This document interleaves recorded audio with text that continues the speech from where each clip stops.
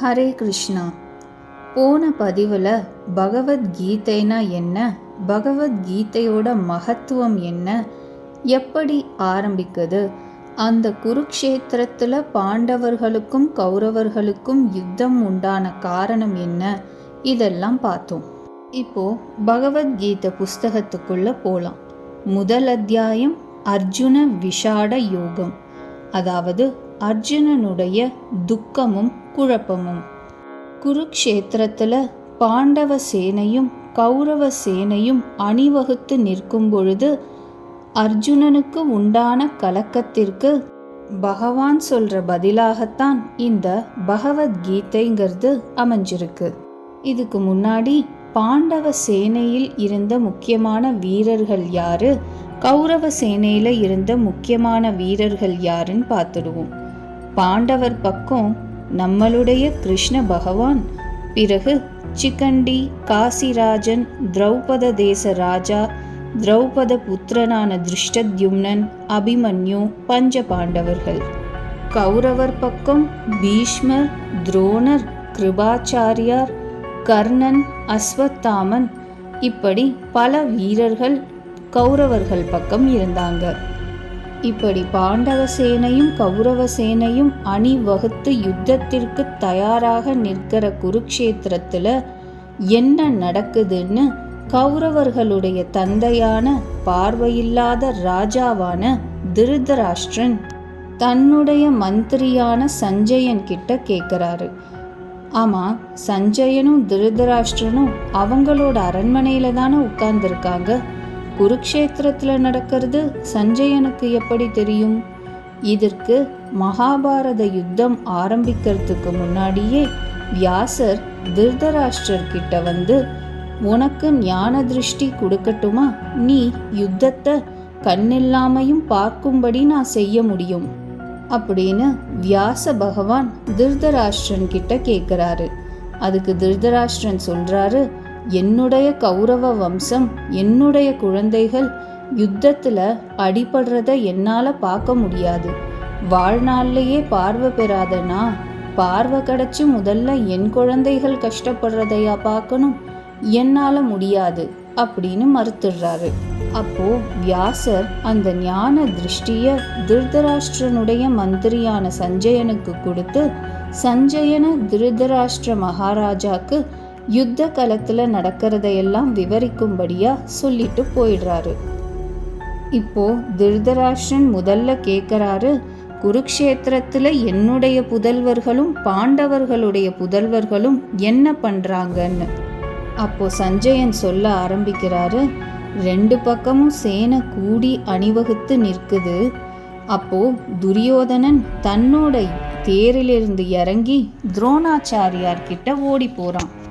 என்னதான் கௌரவர்களுடைய சேனை பாண்டவர்களுடைய சேனையை விட பெருசா இருந்தாலும் கிருஷ்ணர் முன்னாடி நிற்கிறத பார்த்த உடனே துரியோதனனுக்கு கைகால் வெலவெலத்து போயிடுச்சு. துரியோதனன் பயந்து போய் துரோணர் கிட்ட போய் புலம்பறான், துரோணாச்சாரியரே, நான் உங்களோட பிரியமான சிஷ்யன், உங்க கூடவே இருக்கேன். நம்ம அரசர்கள் எல்லாம் சேனைகள் எல்லாம் ரொம்ப சிறந்தது, உங்க பின்னாடியே நிற்கிறாங்க. நம்மளோட சேனை தான் ரொம்ப பெருசு. பாருங்க, எதிர் சேனையில உங்களோட சிஷ்யன் அர்ஜுனனே உங்களுக்கு எதிரா நன்றி விசுவாசம் இல்லாம உங்களையே எதிர்த்து போர் புரியறதுக்கு நிற்கிறான். அதுக்காக நீங்க கவலைப்பட வேண்டாம். ஏன்னா பாண்டவர்களோட சேனை பார்க்க தான் பெருசு, அளவுல ரொம்ப சின்னது. இப்படி சொல்லிட்டு தன்னுடைய சேனைகள்லேயே ரொம்ப நல்லவரானவர் துரோணாச்சாரியார்ங்கிறத தெரிஞ்சுக்கிட்டு முதல்ல துரோணாச்சாரியார்கிட்ட வந்த துரியோதனன் திரும்பவும் சொல்றான், துரோணருக்கு பாண்டவர்கள் மேல பகை மனசுல கொழுந்து விட்டு எரியணுங்கிறதுக்காக 3 விஷயங்களை துரோணாச்சாரியாருக்கு துரியோதனன் ஞாபகப்படுத்துறான். துரியோதனன் சொல்றான், துரோணாச்சாரியாரே, குருவே, பாருங்க, எதிரணியில திரௌபத மகாராஜாவோட புத்திரனான திருஷ்டத்யும்னன் உங்களை கொல்றதுக்காக வேட்கையோட நிற்கிறான். உங்களோட சிஷ்யனான அர்ஜுனன் உன்னை யாராலையும் ஜெயிக்க முடியாதுன்னு நீங்களே பாராட்டி ஆசீர்வாதம் பண்ண அர்ஜுனன் தன்னுடைய சிஷ்யனோட உங்களை எதிர்க்க எதிரணியில நிற்கிறான். விராடன்கிற ராஜாவும் உங்களோட எதிரி, அவனும் உங்களோட எதிரணியில இப்போ நிற்கிறான். இந்த 3 பேரை துரியோதனன் ஏன் ஞாபகப்படுத்துகிறான் துரோணாச்சாரியாருக்குங்கிறத சுருக்கமாக சொல்லிடுறேன். முதல்ல துருபதனோட புத்திரனான திருஷ்டத்யும்னனை பற்றி ஞாபகப்படுத்துகிறான்.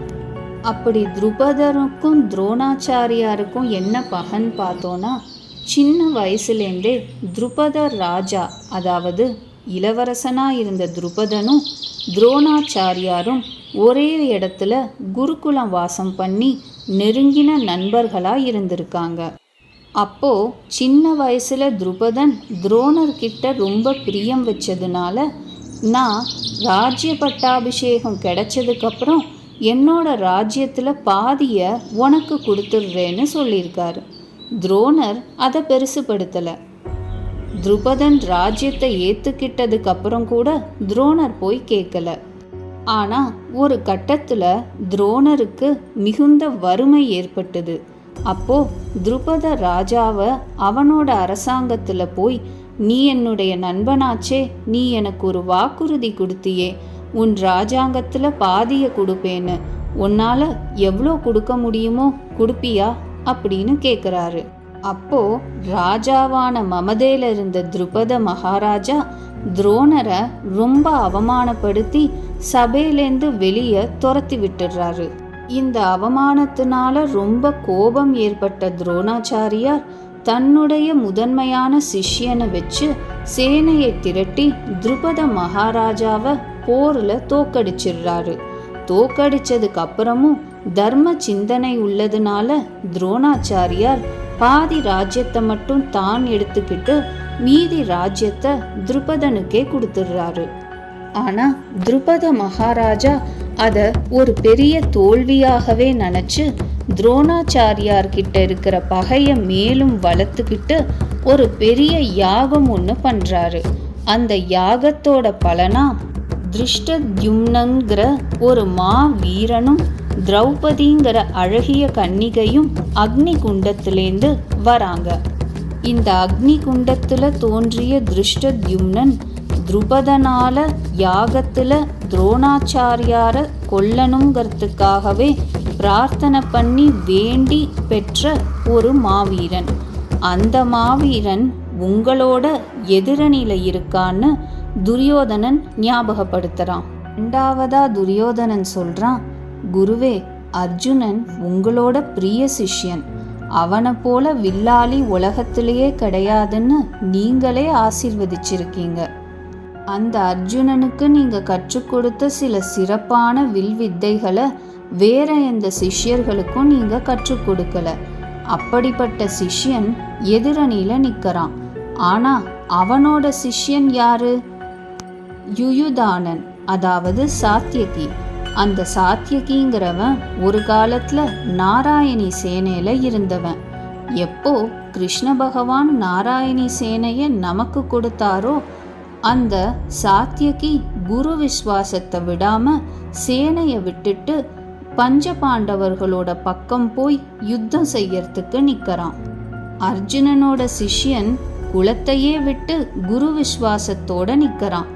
ஆனால் உங்களோட சிஷ்யன் உங்கள் குலத்தையே அழிக்கிறதுக்கு உங்கள் முன்னாடி உங்களை எதிர்த்து நிற்கிறான்.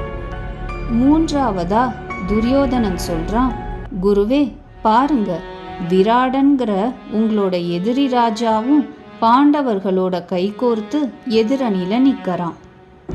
அந்த விராடன் ஏற்கனவே உங்களை முன்னாடி ஒரு யுத்தத்தில் தோற்கடிச்சு உங்களை பந்தப்படுத்தி வச்சிருந்தான். அதனால நாம் அந்த யுத்தத்திலையும் தோத்து போயிட்டோம். அப்படிப்பட்ட விராட ராஜாவை தேடி கண்டுபிடிச்சு பாண்டவர்கள் தன் சேனையில் வச்சிருக்காங்க.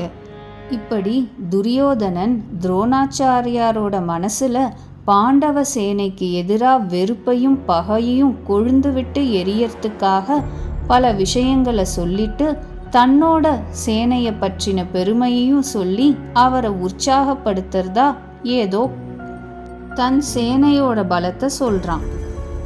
பகுலிகன், சால்யன், பகதத்தன், ஜெயத்ரதன், இப்படி பலவிதமான போர் வீரர்கள், வில்லாளிகள் நம்ம பக்கம் உங்களோட ஆணைக்கு கட்டுப்பட்டு உங்க பின்னாடி நிற்கிறாங்க. இது எல்லாத்துக்கும் மேல பீஷ்மர் நம்மளோட சேனைய கண்டிப்பா காப்பாத்துவாரு. அதனால நீங்க எதுக்கும் கவலைப்பட வேண்டாம் அப்படின்னு குழம்பி போன துரியோதனன் பெரிய வில்லாளியான துரோணாச்சாரியாருக்கு தைரியம் சொல்றது மாதிரி உளறிட்டு இருந்தான். இப்படி துரியோதனன் வளர்றத பார்த்த பீஷ்மர், எங்க இவனோட பேச்ச கேட்டு துரோணாச்சாரியார் தேரிலேந்து இறங்கி யுத்த களத்தை விட்டு போயிடுவாரோன்னு பயந்து பீஷ்மர் உடனே தன்னோட சங்க முழங்கினாரு. பிறகு கௌரவ சேனையில இருந்த மற்ற வீரர்களும் அவங்களோட சங்கம் முழங்கினாங்க. இதை கேட்டு பாண்டவ சேனையில இருந்த பஞ்ச பாண்டவர்களும் கிருஷ்ண பரமாத்மாவும் அவரவர்களோட சங்கம் முழங்கினாங்க. போர் வாத்தியங்களும் 2 பக்கமும் முழங்க ஆரம்பிச்சுது.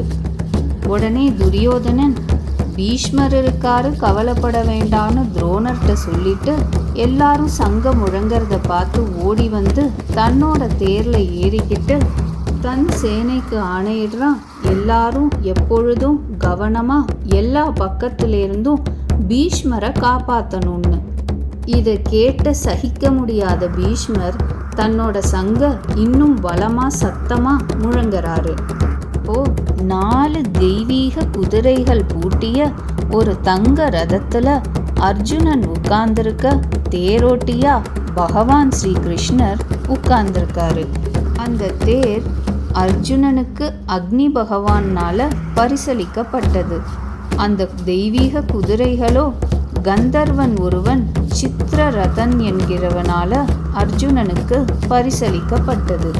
இப்படியாக திருதராஷ்டிர மகாராஜாவுக்கு விவரிச்சிட்டு இருந்த சஞ்சயன் சொல்றான், மேல அந்த யுத்த களத்துல முழங்கின போர் வாத்தியங்களாலும் சங்க நாதங்களாலும் பூமியும் வானமும் இடிஞ்சு விழற அளவுக்கு சப்தம் கேட்க, அப்பொழுது திவ்ய தேரில் உட்கார்ந்திருந்த அர்ஜுனனானவன், ஹனுமார கொடியா கொண்ட அர்ஜுனனானவன் பகவானை பார்த்து சொல்றான், ஹே அச்சுதா, இந்த கொடிய துரியோதனர்கள் என்ன தைரியத்துல எவ்வளோ பகையோட என் முன்னாடி நிற்கிறாங்கங்கிறத போர் ஆரம்பிக்கிறதுக்கு முன்னாடி கொஞ்சம் நெருங்கி பார்க்க ஆசைப்படுறேன். அச்சுதா, கொஞ்சம் தேர சேனைகளுக்கு மத்தியில கொண்டு போய் நிறுத்தறியா? கெட்ட புத்தி உள்ள துரியோதனாதிகளை பத்தி எனக்கு தெரியும். ஆனா ஏதோ ஒரு தைரியத்தினால பல நாட்டு ராஜாக்கள் இந்த துரியோதனனுக்கு பயந்தோ எனக்கு எதிர்க்க தைரியம் கொண்டோ அந்த சேனையில நிக்கறாங்க பாரு, அவங்கள நான் ஒரு தடவை பார்க்கணும். சஞ்சயன் திருதராஷ்டிர மகாராஜா கிட்ட சொல்றாரு. அர்ஜுனன் பகவான் கிருஷ்ணன் கிட்ட இப்படி சொன்ன உடனே கிருஷ்ணர் பதில் பேசாம தேரை கொண்டு போய் 2 சேனைகளுக்கும் மத்தியில நிறுத்திட்டு சொல்றாரு, அர்ஜுனா, அங்க பாரு, உனக்கு எதிரா குரு வம்சமே அணிவகுத்து நிக்குது. தன்னுடைய எதிரிகளை பகை கொண்டு பார்க்க வந்த அர்ஜுனன் எதிரில் தன்னுடைய தாத்தாவான பீஷ்மரும் தன்னுடைய குருவான துரோணரும் தன்னுடைய மாமன்மார்களும் சம்பந்திக்காரர்களும் உடன்பிறவா சகோதரர்களும் பேரன்மார்களும் தனக்கு வேண்டியவர்களும் எதிரே நிக்கிறத பார்த்து தலை சுத்தி தேர்ல உட்கார்ந்துட்டான். நேற்று வரைக்கும் தன்னை மடியில உட்கார வச்சு தர்ம போதனை பண்ண பீஷ்மரும் தான் மடியில உட்கார வச்சு உபதேசம் பண்ணிட்டு இருந்த தன்னுடைய பேரன்மார்களும் எதிரில் நிக்கிறத பார்த்த அர்ஜுனனுக்கு தலையும் புரியல, காலும் புரியல. வெலவெலத்து போய் வில்லையும் அம்பையும் தேர்ல கீழே போட்டுட்டு அப்படியே தேர் படியில உட்கார்ந்துடுறான். இப்படி தன்னுடைய துக்கத்திற்கு என்ன காரணங்கள் சொல்லி நியாயப்படுத்துறான் அர்ஜுனன்கிறதையும், கிருஷ்ணர் அவனை எப்படி கருணையோட மேலே எழுப்பி நிற்க வைக்கிறாருங்கிறதையும் அடுத்த பதிவில் பார்ப்போம். இன்றைய தத்துவ விசாரம். நம் புத்திக்கு ஒரு விஷயத்தில் எது சரி எது தவறு என்ற குழப்பம் ஏற்படும் பொழுது தர்ம நூல்களில் சொல்லப்பட்டுள்ள வழியை பின்பற்றுவதே நமது கடமை.